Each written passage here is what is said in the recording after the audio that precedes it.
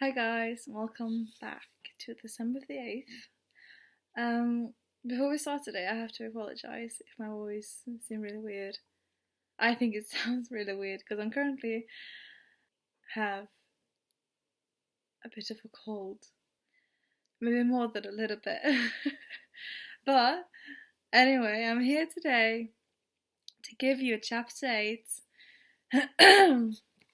and I will just crack on. So, The Christmas Mystery by Jostein Gaarder. December the 8th. On December the 8th, Joachim was woken by Mamma. She ruffled his hair and said, "Time to get up, Joachim. It's 7:30 and you start school early today." He sat up in bed. The first thing he thought of was the magic advent calendar hanging above his head. Mamma seemed to read his mind. "Would you have time to open the advent calendar?" Joachim thought quickly. He thought so quickly that there was room for an awful lot of thoughts before Mamma went on. "Aren't you going to open it? I'd like to see it too." "No!" thought Joachim. He couldn't open the magic advent calendar while Mamma was watching. "I don't think you're quite awake yet," Mamma said. "Perhaps you'll let me open the advent calendar today?" "No!" said Joachim, so loud and clear that Mamma jumped. "I'll wait till I come home from school because I'll have more time then." He jumped out of bed quickly to be certain Mamma wasn't going to open the calendar. "Of course, you do whatever you want," she said. She went out to the kitchen while Joachim got dressed.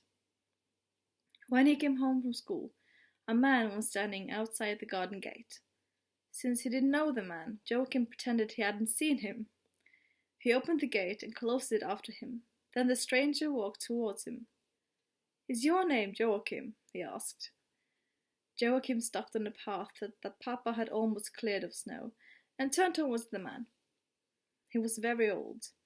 He looked very kind too. All the same, Joachim didn't like someone he didn't know to know his name, but he had to answer. "Yes," he said. "That's me." The man nodded. He came right up to the gate. He was wearing a green felt hat. I thought so. He had an odd accent. Perhaps he wasn't Norwegian.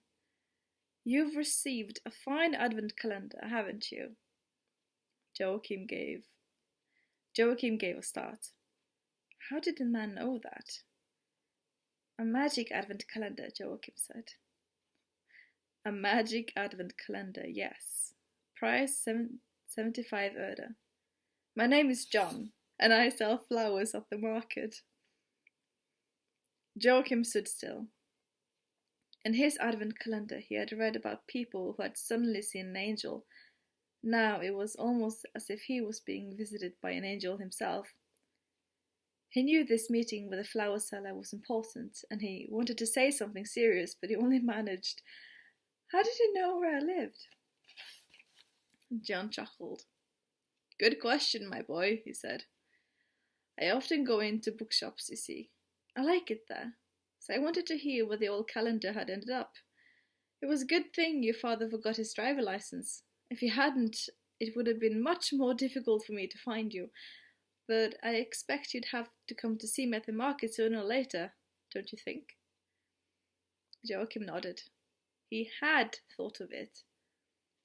"Did you know there was a mysterious piece of paper in the advent calendar?" he asked. The old man smiled with an air of secrecy. "If there's anyone in the whole world who does know, it must be me. Now you know too." "Is it homemade?" "Completely homemade, yes, and very old. But that's an old story too. Have you opened the calendar today?" Joachim shook his head. "I have to do it when Mama and Papa aren't looking because I don't want them to know about the pieces of paper. I'm going to wrap them up on Christmas Eve and put the package under the Christmas tree for them." "That's a good idea," said John. "But what about yesterday? Did the pilgrims take a sheep with them from the old castle of Finn, and did the angel Ephriel say, 'Fear not,' to the sentries of the castle?" Joachim was almost scared, because John knew all about it. Did you make the magic advent calendar? He asked. Yes and no.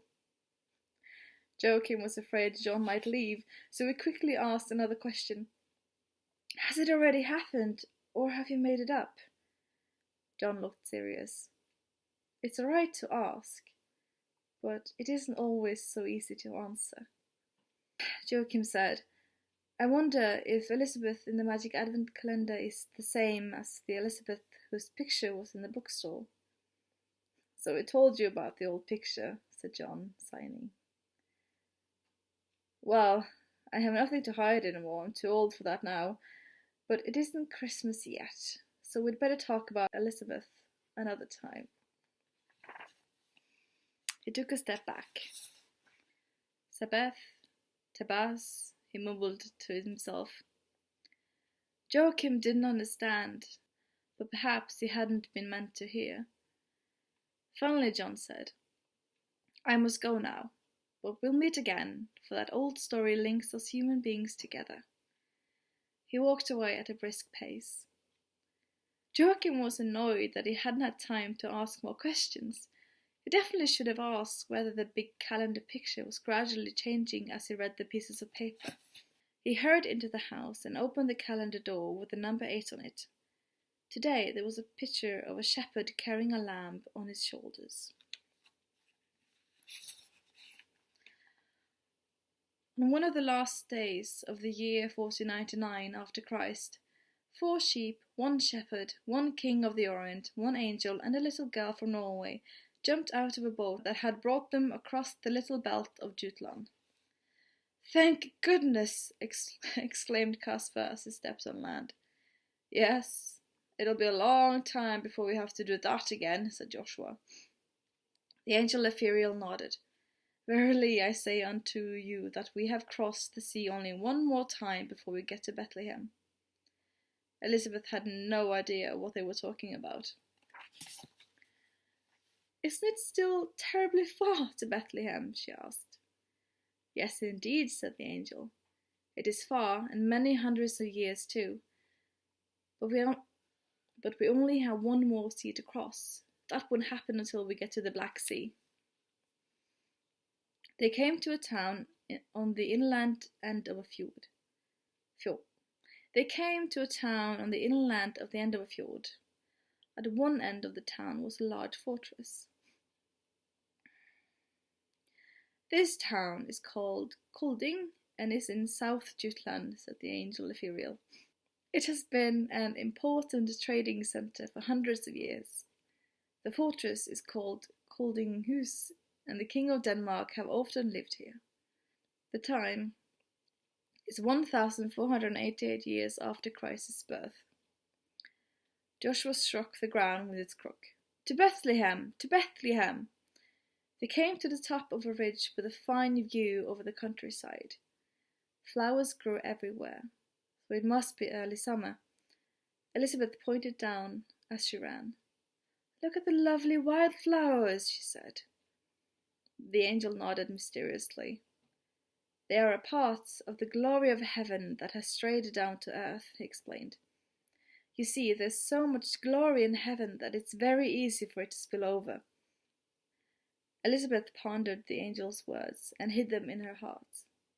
Suddenly the shepherd stopped and pointed at the little flock of sheep. A lamb is missing! He needed to say no more, for they all saw that the earth had seemingly swallowed up the little lamb with a bell. Where is it? asked Elizabeth. Joshua shook his head. Usually they're so sweet and the fleece is so white that they're a delight to the eye, but they're also so wild that they're almost uncontrollable. It doesn't always help to put a bell on them. If I'm watching one lamb, the other will suddenly vanish. And when I find the second lamb, all of a sudden the first lamb will decide to leave the flock. Shepherding is a difficult job, and especially difficult to herd sheep all the way to Bethlehem. As it is written, now I must leave the other sheep to look for one of the lambs that is missing. Elizabeth felt her eyes fill with tears. But just then a man appeared over the crest on the ridge. He was wearing clothes exactly like Joshua's. On his shoulder he was carrying the lamb with the bell. "He's one of us," said Ephriel. The man put the lamb down at Elizabeth's feet. He held out his hand to Joshua and said, "I am Jacob, the shepherd and the second of the shepherds in the field. Now I'll help to care for the flock that's going to Bethlehem." Elizabeth clapped her hands. Joshua struck the ground with his crook and said, "To Bethlehem, to Bethlehem." As they passed the old market down in Flessenburg, the angel Ephriel said, "The time is 1402 after the birth of Christ. We shall soon be crossing the border into Germany and diving into the depths of the Middle Ages." Joachim stood lost in thought. The angel Ephriel had said that the wildflowers were part of the glory of heaven that had strayed down to earth. Because there's so much glory in heaven that it's easy for it to spill over. Probably only a flower seller could write something like that. He didn't tell Mama and Papa that John had visited him. If he told them about that, he would have to give away the secret about the scraps of paper too. Joachim now had so many secrets to keep that his head might split at any moment. And that concludes December the 8th. I really do hope you guys are enjoying this as much as I am. Because I just love the kind of philosophy, like the wildflower is spilled out from all the glory in heaven, and it's just like those small little nooks and phrases in this book that just made me love it so much. Anyway, thank you for listening, if you did listen. And hopefully I'll see you guys tomorrow. Love you all, and bye.